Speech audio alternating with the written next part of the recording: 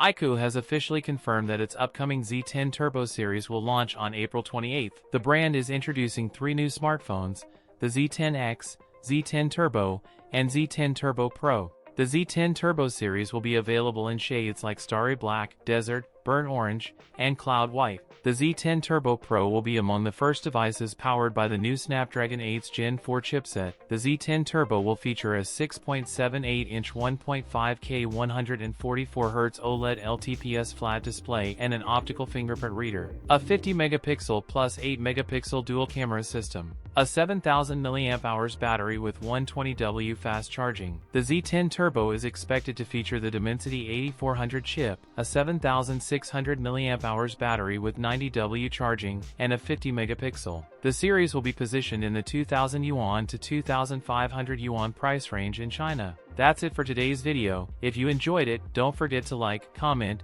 and subscribe for more content. Thanks for watching, and I'll see you in the next one.